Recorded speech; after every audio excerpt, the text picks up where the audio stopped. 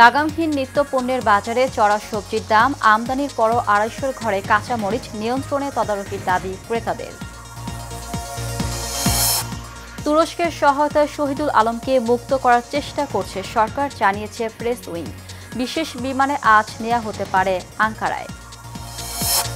এবং অবশেষে গাজায় কার্যকর হল যুদ্ধবিরতি, পরিস্থিতির পর্যবেক্ষণে ইসরায়েলের সেনা পাঠানোর ঘোষণা যুক্তরাষ্ট্রের।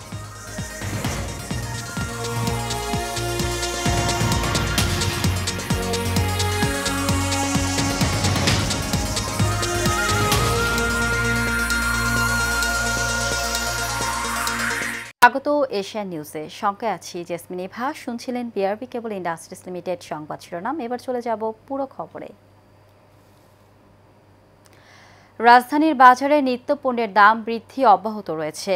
আমদানির পরও কাঁচামরিচ বিক্রি হচ্ছে ২৪০ টাকায়। বাড়তি দামেই কিনতে হচ্ছে সব ধরনের সবজি। পেঁয়াজ ডালের দাম এখনও সাধারণ মানুষের নাগালের বাইরে। এমন অবস্থায় নিত্যপণ্যের দাম নিয়ন্ত্রণে দ্রুত পদক্ষেপ নেয়ার দাবি ক্রেতাদের। লতিফ চৌধুরীর ক্যামেরায় ওয়ালিদ সিদ্দিকের রিপোর্ট। সাপ্তাহিক ছুটির দিনের সকালে যারা বাজারে গেছেন তাদের অনেকেই পড়েছেন অস্বস্তিতে, কারণ নিত্যপণ্যের দাম এখনো ক্রয় ক্ষমতার বাইরে। মৌসুম শুরু না হলেও বাজারে আসতে শুরু করেছে শীতকালীন সবজি, তবে দাম নাগালের বাইরে।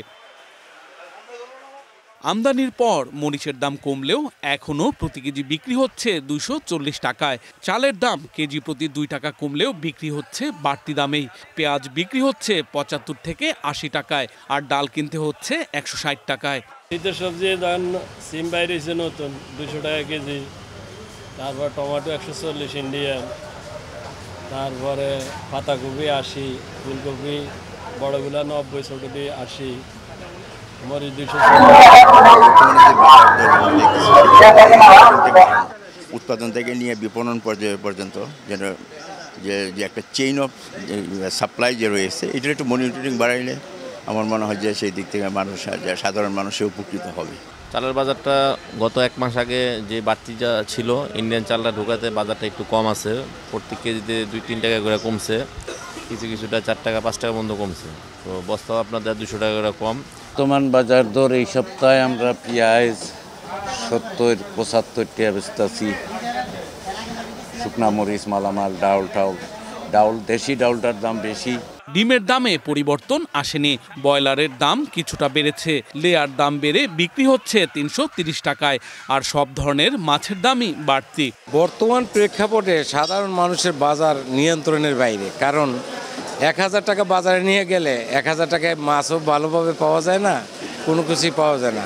ব্রয়লার হলে আপনার ১৮০-৮৫ বিক্রি করতেছি, আর লেয়ারটা ৩২০ টাকা ২৫ টাকা এরকম বিক্রি করতেছি। দর্শক, বাজারের আরও খবর জানাতে সাভার থেকে সরাসরি যুক্ত হচ্ছেন সহকর্মী জহিরুল ইসলাম খান লিটন। লিটন, ছুটির দিনে বাজার পরিস্থিতি কেমন দেখছেন?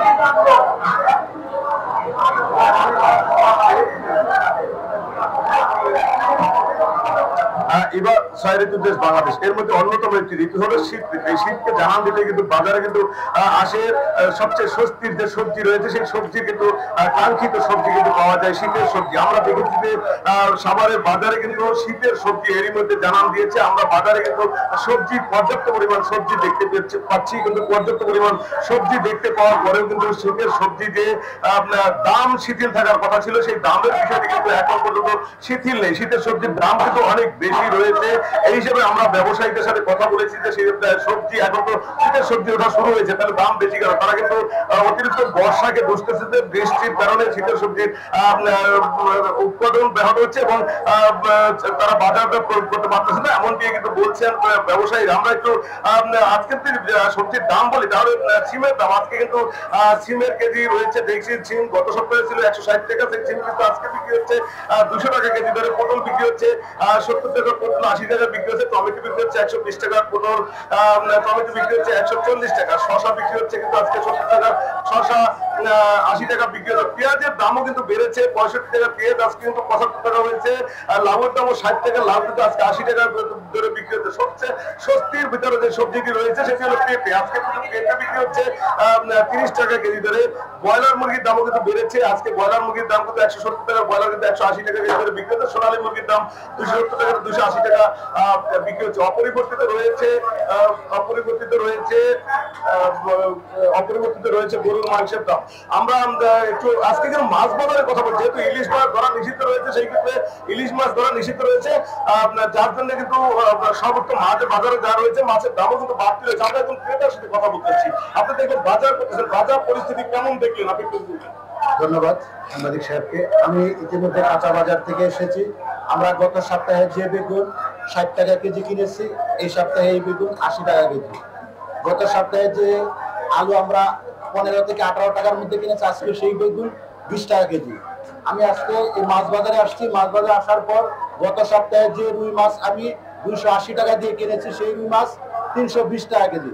এই চিংড়ি মাছ আমি গত সপ্তাহে কিনেছি 800 টাকা কেজি। আজকে 1000 টাকা কেজি নিয়ে বাজারে যে অবস্থা আগুনের মতো হয়েছে, এই চিংড়ি মাছ 1000 টাকা কেজি নিয়ে আমি বাজারে যেতেছি। বাজারের অবস্থা খুব শোচনীয়। এই দ্রব্যমূল্য কিভাবে নিয়ন্ত্রণ করা যায় সেজন্য সরকারের প্রতি, উপদেষ্টার প্রতি আপনাদের মাধ্যমে আমরা তাদেরকে জানাইতে চাই। বাজার নিয়ন্ত্রণ না করলে আমাদের যারা মধ্যবিত্ত ফ্যামিলি রয়েছে আমরা না খেয়ে থাকতে হবে। ধন্যবাদ আপনাকে সাংবাদিক। যেমনটি শুনছিলেন যে বলছিলেন যে দ্রব্যমূল্যের দাম কিন্তু অনেক বেশি হয়েছে। আমরা কিন্তু এই মুহূর্তে কিন্তু আমরা যে সাভার যে বাজার দেখেছি, প্রতিটি বাজারের ভিতরে রয়েছে অস্বস্তি এবং নাবিশ্বাস উঠে যাচ্ছে সাধারণ ক্রেতা যারা আছে তাদের সকলের মধ্যে। এই বাজার ব্যবস্থাপনা স্থির করার জন্য কিন্তু সরকার যদি মনিটরিং করে তাহলে স্থির হবে বলে বলছেন ক্রেতারা। এই ছিল আমার কাছে সাভারের বাজার থেকে এখনকার মতো সর্বশেষ পরিস্থিতি। লিটন, আপনাকে অসংখ্য ধন্যবাদ। এবার এনএসসি নিবেদিত news story of the week. প্রাকৃতিক সৌন্দর্যের লীলাভূমি সিরাজগঞ্জের তাড়াশ উপজেলা। চলতি বছরের শীত আসার আগেই অতিথি পাখির আনাগোনায় মুখরিত এই এলাকা। সুদূর সাইবেরিয়া ও আফ্রিকা থেকে আসা বিভিন্ন অতিথি পাখির কলকাকলিতে মুখরিত হয়ে উঠেছে উপজেলার উলিপুর গ্রামের দিঘি ও পুকুর। এদিকে অতিথি পাখি শিকার বন্ধে সবাইকেই সচেতন হওয়ার পরামর্শ দিয়েছেন উপজেলা প্রশাসন। মির্জা আব্দুর রফ বুলবুলের তথ্য ছবিতে আরও জানাচ্ছেন রাশেদ আকন। চারদিকে পাখির কিচিরমিচির শব্দ আর খুনসুটি। নানান প্রজাতির পাখির আনাগোনায় এক নৈসর্গিক মনোমুগ্ধকর পরিবেশ তৈরি হয়েছে সিরাজগঞ্জের তাড়াশ উপজেলায়। প্রতি বছর শীতে এ অঞ্চলে অতিথি পাখির আগমন ঘটলেও এবার কিছুটা আগেভাগেই এসেছে পাখি। উপজেলার উলিপুর গ্রামের দিঘি, পুকুরসহ বিভিন্ন জলাশয়ে এখন অতিথি পাখির অভয়াশ্রম, যা দেখতে ছুটে আসছেন পাখি প্রেমীরা। এইরকম শীতের পূর্বেই যে পাখি এর আগে কোনোদিন আসতো না, এইবারই প্রথম। এটা আমাদের কাছে খুব ভালো লাগছে। এখন যে পরিমাণ পাখি আছে, অনেক হাজার হাজার পাখি, পুরো গ্রামটাই আমাদের পাখি। অতিথি পাখির আগমনে বেড়েছে শিকারীদের আনাগোনাও। স্থানীয়রা বলছেন সংশ্লিষ্টদের উদাসীনতায় বেপাওয়ারা এই পাখি শিকারীরা। আমরা আশা মনে করি যে এই অসাধু শিকারীদের যদি হলো শিকার রোধ করা যায় এবং অবৈধ স্থাপনা এবং জলাভূমি যদি সংস্কার করা যায়, এখানে আবার আগের মতো এই প্রজাতি পাখিগুলো আসবে। উপজেলা নির্বাহী কর্মকর্তা জানান, বেশিরভাগ শিকারী রাতে পাখি শিকার করে, তাদের ধরতে তৎপরতা অব্যাহত রয়েছে। আল্লাহর রহমতে শীত আসার পূর্বেই অতিথি পাখিরা আমাদের এখানে এসেছে। তো আমরা আশাবাদী যে অতিথি পাখি যারা এসেছে, এই অতিথি পাখি যদি কোনোভাবে নিধন না হয় এবং এরা পরিবেশের ভারসাম্য রক্ষার্থে অত্যন্ত গুরুত্বপূর্ণ ভূমিকা পালন করে। এজন্য আমরা আমাদের এখানে যে পরিবেশবাদী গ্রুপগুলো আছে, উপজেলা প্রশাসন আছে, এরা এই বিষয়ে সচেষ্ট থাকবে এবং আশা করি শীত পর্যন্ত দেখা যাবে যে অতিথি পাখির এটা অভয়ারণ্যে পরিণত হবে। এই অতিথি পাখি রক্ষায় শুধু প্রশাসনের তৎপরতাই যথেষ্ট নয়, এজন্য প্রয়োজন সকলের সম্মিলিত প্রচেষ্টা। Rashed Akun, Asian television. এবার সারা বাংলা। লক্ষ্মীপুরের রামগঞ্জে জুলেখা বেগম নামে এক নারীসহ তার মেয়েকে গলা কেটে হত্যা করেছে দুর্বৃত্তরা। এ সময় ঘরে থাকা প্রায় 30 ভরি স্বর্ণালংকার লুট করে নিয়ে যায় দুর্বৃত্তরা। উপজেলার মঙ্গলবাড়িতে এই ঘটনা ঘটে। নিহতরা হলেন রামগঞ্জের সোনাপুর বাজারের ক্রোকারিজ ব্যবসায়ী মেজানুর রহমানের স্ত্রী জুলেখা ও মেয়ে মিম। পুলিশ জানায়, বৃহস্পতিবার সন্ধ্যায় বাড়িতে মিজানের স্ত্রী জুলেখা ও মেয়ে মিম একা ছিল। দুর্বৃত্তরা বাসায় ঢুকে মা ও মেয়েকে গলা কেটে হত্যা করে প্রায় ৩০ ভরি সোনালংকার সহ মূল্যবান মালামাল নিয়ে পালিয়ে যায়। রামগঞ্জ থানার ওসি আব্দুল বারী বিষয়টি নিশ্চিত করে বলেন, তদন্ত করে আইনগত ব্যবস্থা নেওয়া হবে।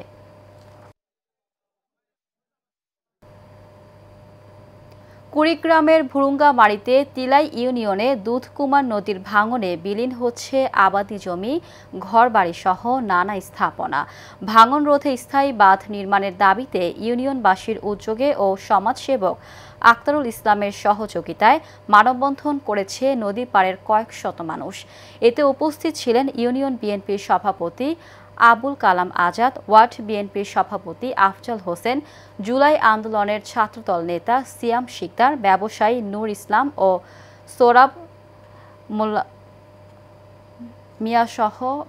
সোরাব মেম্বার সহ অনেকে।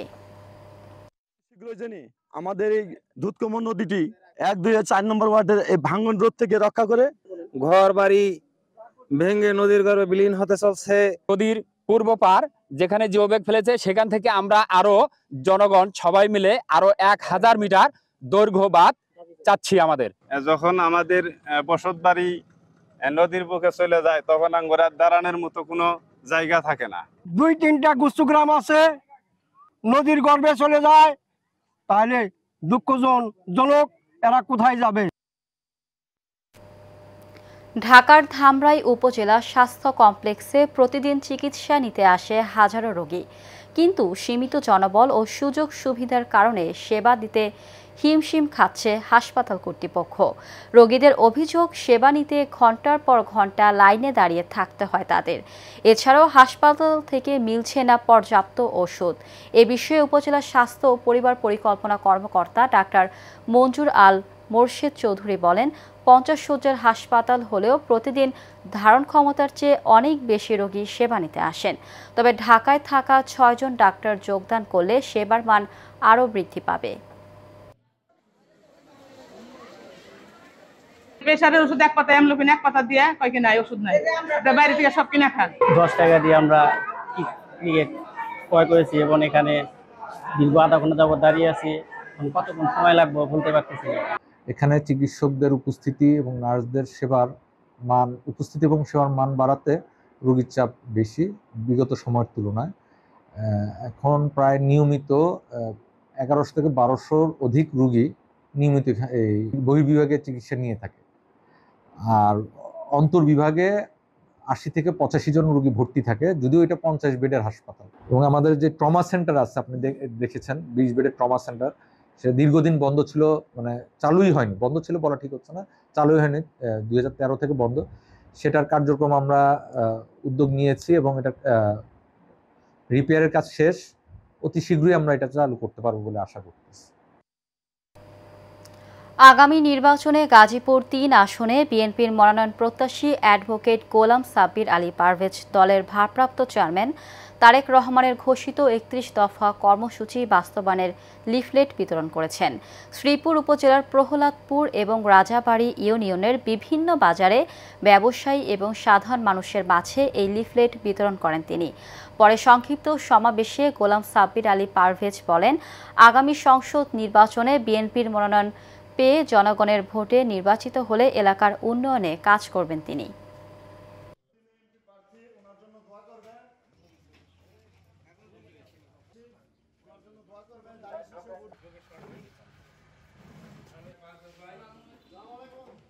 আমাদের হাইকমান্ড তারেক রহমানের যে ৩১ দফা আছে, ৩১ দফার যে সম্পূর্ণ দফাগুলো আমরা দাঁড়ে দাঁড়ে পৌঁছে দিয়েছি, ওনাদেরকে বিশ্লেষণ করছি এটার সুবিধা অসুবিধাগুলো কি, বিশেষ করে মানুষের ভোটের মৌলিক চাহিদা, তারপরে চাঁদা মুক্ত সমাজ গঠন, তারপরে হচ্ছে আপনার কর্মসংস্থান ক্রিয়েট করা, এবং পাশাপাশি আপনার আইটি প্রবর্তন করা, এটা যাতে মানুষ আইটিতে নলেজ অর্জন করেন। এরপরেও আমাদের স্বাস্থ্য সম্পর্কে আমাদের বেশ কিছু স্টেপ রয়েছে, যেটা ভবিষ্যতে আমরা এগুলো ইমপ্লিমেন্ট করবো। গাইবান্ধার সুন্দরগঞ্জে নদী রক্ষায় মাওলানা ভাসানী সেতু পয়েন্টে গণমিছিল ও সমাবেশ হয়েছে। তিস্তা নদী রক্ষা আন্দোলনে প্রধান সমন্বয়ক সাবেক মন্ত্রী অধ্যক্ষ আসাদুল হাবিব দুলুর নির্দেশনায় এই গণমিছিল ও সমাবেশ হয়।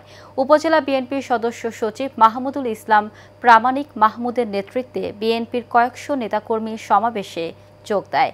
এ সময় বক্তারা এই সরকারের সময় তিস্তা মহাপরিকল্পনা বাস্তবায়নের দাবি জানান। দাবি না মানা পর্যন্ত আন্দোলন চলবে বলেও জানান আন্দোলনকারীরা।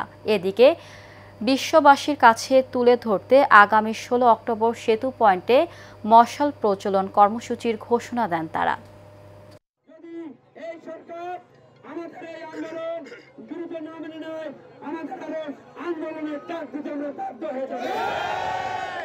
অধ্যক্ষ দিদি স্যার যে ঘোষণা দিবে সেই ঘোষণা আমরা বাস্তবায়ন করব। আগামী 16 তারিখ মশাল জ্বালিয়ে আমরা প্রমাণ করে দেব তিস্তাবারের মানুষ আন্দোলন করতে যাবে। দেশে আমিষের চাহিদা নিশ্চিত করতে ছোট ফেনী নদীতে মাছের পোনা অবমুক্ত করেছেন বিএনপির কেন্দ্রীয় নির্বাহী কমিটির সদস্য আব্দুল লতিফ জনি। নদীর ভাষা শহীদ সালাম জাদুঘর ঘাট ও সিলোনিয়া বক্তার শাহের ঘাটে এই মাছের পোনা অবমুক্ত করা হয়। এ সময় উপস্থিত ছিলেন দাগনভূঞা উপজেলা বিএনপির সহ সভাপতি আবুল হাশেম বাহাদুর, উপজেলা যুব দলের যুগ্ম আহ্বায়ক মোহাম্মদ জিয়াসুদ্দিন সোহাগ, জেলা যুব দলের সদস্য মামুন খান, উপজেলা যুব দলের যুগ্ম আহ্বায়ক খুরশিদ আলম জাবেদ, উপজেলা স্বেচ্ছাসেবক দলের যুগ্ম আহ্বায়ক ইকবাল সুমন সহ অনেকে।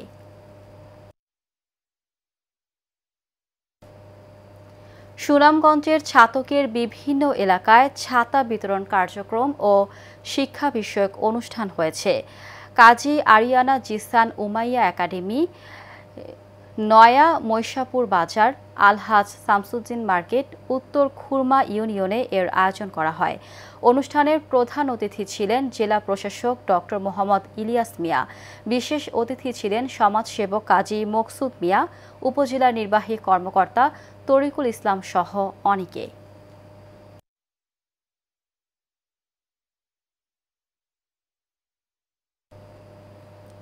শুধু বড় হলেই জনগণের নেতা হওয়া যায় না, নেতা হতে গেলে সাধারণ মানুষের হৃদয়ে জায়গা করে নিতে হয়, মন্তব্য করেন ময়মনসিংহ উত্তর জেলা বিএনপির সদস্য সালমান ওমর রুবেল। হালুয়াঘাট উপজেলার কৈচাপুর ইউনিয়নের ফকিরপাড়া গ্রামে জিয়াউর রহমানের আদর্শের সৈনিক আবু তালেরের পরিবারকে ঘর প্রদান অনুষ্ঠানে তিনি একথা বলেন। অনুষ্ঠানে সাজ্জাদ হোসেন খান হীরা, আক্তার হোসেন সহ বিএনপির অঙ্গ সহযোগী সংগঠনের নেতৃবৃন্দরা উপস্থিত ছিলেন।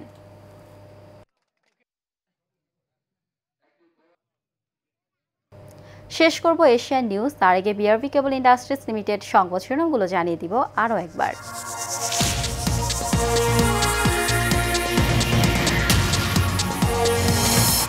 লাগামহীন নিত্যপণ্যের বাজারে চড়া সবজির দাম, আমদানির পরও 250 ঘরে কাঁচামরিচ নিয়ন্ত্রণে তদারকির দাবি ক্রেতাদের। তুরস্কের সহায়তায় শহীদুল আলমকে মুক্ত করার চেষ্টা করছে সরকার, জানিয়েছে প্রেস উইং। বিশেষ বিমানে আজ নেওয়া হতে পারে আঙ্কারায়। এবং অবশেষে গাজায় কার্যকর হল যুদ্ধবিরতি, পরিস্থিতির পর্যবেক্ষণে ইসরায়েলের সেনা পাঠানোর ঘোষণা যুক্তরাষ্ট্রের।